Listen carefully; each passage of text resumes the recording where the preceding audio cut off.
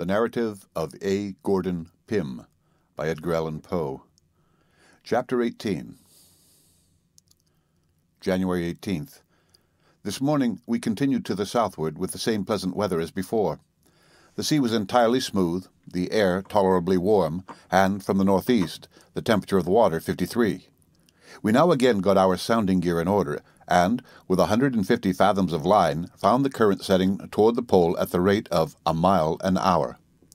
This constant tendency to the southward, both in the wind and current, caused some degree of speculation and even of alarm in different quarters of the schooner, and I saw distinctly that no little impression had been made upon the mind of Captain Guy.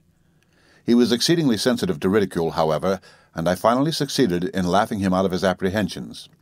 The variation was now very trivial. In the course of the day, we saw several large whales of the right species, and innumerable flights of the albatross passed over the vessel. We also picked up a bush full of red berries, like those of the hawthorn, and the carcass of a singular-looking land animal. It was 3 feet in length, and but 6 inches in height, with 4 very short legs, the feet armed with long claws of a brilliant scarlet, and resembling coral in substance. The body was covered with a straight silky hair, perfectly white. The tail was peaked like that of a rat, and about 1.5 feet long. The head resembled a cat's, with the exception of the ears. These were flopped like the ears of a dog. The teeth were of the same brilliant scarlet as the claws. January 19th. Today, being in latitude 83 degrees 20 minutes, longitude 43 degrees 5 minutes west, the sea being of an extraordinarily dark color, we again saw land from the masthead, and upon a closer scrutiny found it to be one of a group of very large islands. The shore was precipitous, and the interior seemed to be well wooded, a circumstance which occasioned us great joy. In about 4 hours from our first discovering the land, we came to anchor in 10 fathoms, sandy bottom, a league from the coast, as a high surf with strong ripples here and there rendered a nearer approach of doubtful expediency. The 2 largest boats were now ordered out, and a party, well armed, among whom were Peters and myself, proceeded to look for an opening in the reef which appeared to encircle the island. After searching about for some time, we discovered an inlet which we were entering when we saw 4 large canoes put off from the shore, filled with men who seemed to be well armed. We waited for them to come up, and as they moved with great rapidity, they were soon within hail.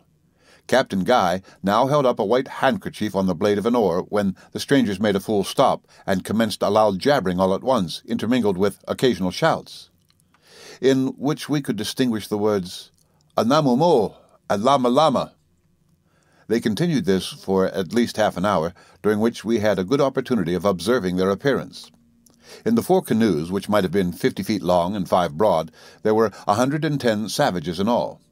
They were about the ordinary stature of Europeans, but of a more muscular and brawny frame, their complexion a jet black, with thick and long woolly hair. They were clothed in skins of an unknown black animal, shaggy and silky, and made to fit the body with some degree of skill, the hair being inside, except where turned out about the neck, wrists, and ankles. Their arms consisted principally of clubs, of a dark and apparently very heavy wood. Some spears, however, were observed among them, headed with flint, and a few slings. The bottoms of the canoes were full of black stones, about the size of a large egg. When they had concluded their harangue, for it was clear they intended their jabbering for such, one of them, who seemed to be the chief, stood up in the prow of his canoe, and made signs for us to bring our boats alongside of him. This hint we pretended not to understand, thinking it the wiser plan to maintain, if possible, the interval between us, as their number more than quadrupled our own. Finding this to be the case, the chief ordered the 3 other canoes to hold back, while he advanced towards us with his own. As soon as he came up with us, he leaped on board the largest of our boats, and seated himself by the side of Captain Guy, pointing at the same time to the schooner, and repeating the word "Anamumo" and "Lama Lama." We now put back to the vessel, the 4 canoes following at a little distance. Upon getting alongside, the chief evinced symptoms of extreme surprise and delight, clapping his hands, slapping his thighs and breast, and laughing obstreperously. His followers behind joined in his merriment, and for some minutes the din was so excessive as to be absolutely deafening. Quiet being at length restored, Captain Guy ordered the boats to be hoisted up as a necessary precaution, and gave the chief, whose name we soon found to be Too-Wit, to understand that we could admit no more than 20 of his men on deck at one time. With this arrangement he appeared perfectly satisfied, and gave some directions to the canoes when one of them approached, the rest remaining about 50 yards off. 20 of the savages now got on board and proceeded to ramble over every part of the deck, and scramble about among the rigging, making themselves much at home and examining every article with great inquisitiveness. It was quite evident that they had never before seen any of the white race, from whose complexion indeed they appeared to recoil.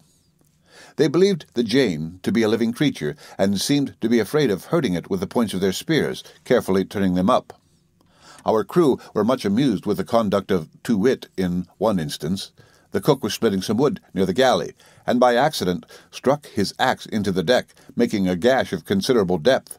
The chief immediately ran up, and pushing the cook on one side rather roughly, commenced a half-whine, half-howl, strongly indicative of sympathy in what he considered the sufferings of the schooner, patting and smoothing the gash with his hand, and washing it from a bucket of sea-water which stood by. This was a degree of ignorance for which we were not prepared, and for my part I could not help thinking some of it affected. When the visitors had satisfied, as well as they could, their curiosity in regard to our upper works, they were admitted below, when their amazement exceeded all bounds. Their astonishment now appeared to be far too deep for words, for they roamed about in silence, broken only by low ejaculations. The arms afforded them much food for speculation, and they were suffered to handle and examine them at leisure. I do not believe that they had the least suspicion of their actual use, but rather took them for idols, seeing the care we had of them, and the attention with which we watched their movements while handling them. At the great guns their wonder was redoubled. They approached them with every mark of the profoundness, reverence, and awe, but forbore to examine them minutely. There were 2 large mirrors in the cabin, and here was the acme of their amazement. Too Wit was the first to approach them, and he had got in the middle of the cabin with his face to one and his back to the other before he fairly perceived them. Upon raising his eyes and seeing his reflected self in the glass, I thought the savage would go mad. But upon turning short round to make a retreat, and beholding himself a second time in the opposite direction, I was afraid he would expire upon the spot. No persuasion could prevail upon him to take another look. Throwing himself upon the floor with his face buried in his hands, he remained thus until we were obliged to drag him upon the deck.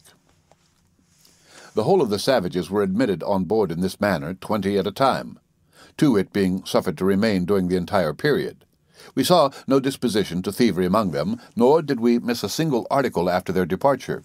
Throughout the whole of their visit they evinced the most friendly manner. There were, however, some points in their demeanor which we found it impossible to understand. For example, we could not get them to approach several very harmless objects, such as the schooner's sails, an egg, an open book, or a pan of flour. We endeavored to ascertain if they had among them any articles which might be turned to account in the way of traffic, but found great difficulty in being comprehended. We made out, nevertheless, what greatly astonished us, that the islands abounded in the large tortoise of the Galapagos, one of which we saw in the canoe of Too Wit. We saw also some biche de mer in the hands of one of the savages, who was greedily devouring it in its natural state. These anomalies, for they were such when considered in regard to the latitude, induced Captain Guy to wish for a thorough investigation of the country, in the hope of making a profitable speculation in his discovery. For my own part, anxious as I was to know something more of these islands, I was still more earnestly bent on prosecuting the voyage to the southward without delay. We had now fine weather, but there was no telling how long it would last, and being already in the 84th parallel, with an open sea before us, a current setting strongly to the southward, and the wind fair, I could not listen with any patience to a proposition of stopping longer than was absolutely necessary for the health of the crew, and the taking on board a proper supply of fuel and fresh provisions. I represented to the captain that we might easily make this group on our return, and winter here in the event of being blocked up by the ice. He at length came into my views, for in some way hardly known to myself I had acquired much influence over him, and it was finally resolved that, even in the event of our finding biche de mer, we should only stay here a week to recruit, and then push on to the southward while we might.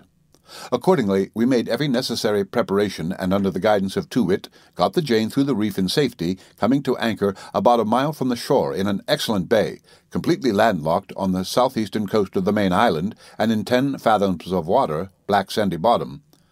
At the head of this bay there were 3 fine springs, we were told, of good water, and we saw abundance of wood in the vicinity. The 4 canoes followed us in, keeping, however, at a respectful distance. Too-Wit himself remained on board, and upon our dropping anchor, invited us to accompany him on shore and visit his village in the interior.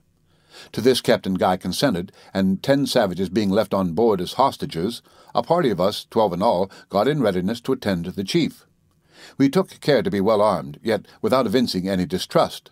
The schooner had her guns run out, her boarding nettings up, and every other proper precaution was taken to guard against surprise.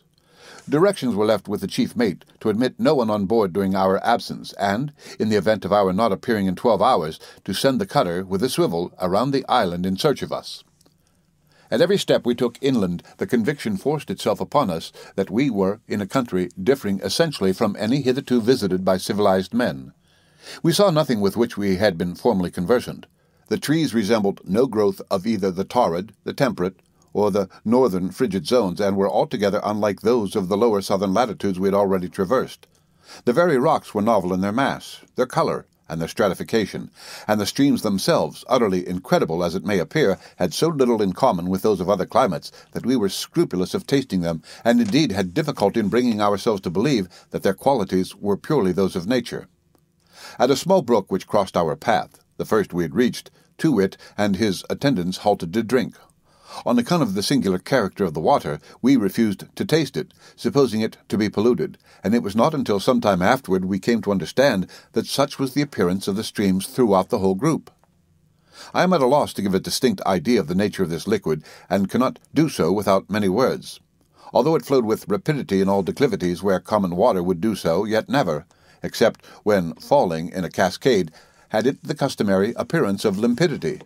It was nevertheless, in point of fact, as perfectly limpid as any limestone water in existence, the difference being only in appearance. At first sight, and especially in cases where little declivity was found, it bore resemblance, as regards consistency, to a thick infusion of gum arabic in common water. But this was only the least remarkable of its extraordinary qualities. It was not colorless, nor was it of any one uniform color, presenting to the eye as it flowed every possible shade of purple, like the hues of changeable silk. This variation in shade was produced in a manner which excited as profound astonishment in the minds of our party as the mirror had done in the case of Too-Wit. Upon collecting a basinful and allowing it to settle thoroughly, we perceived that the whole mass of liquid was made up of a number of distinct veins, each of a distinct hue, that these veins did not commingle, and that their cohesion was perfect in regard to their own particles among themselves, and imperfect in regard to neighboring veins. Upon passing the blade of a knife athwart the veins, the water closed over it immediately, as with us, and also, in withdrawing it, all traces of the passage of the knife were instantly obliterated. If, however, the blade was passed down accurately between the 2 veins, a perfect separation was effected, which the power of cohesion did not immediately rectify. The phenomena of this water formed the first definite link in that vast chain of apparent miracles with which I was destined to be at length encircled.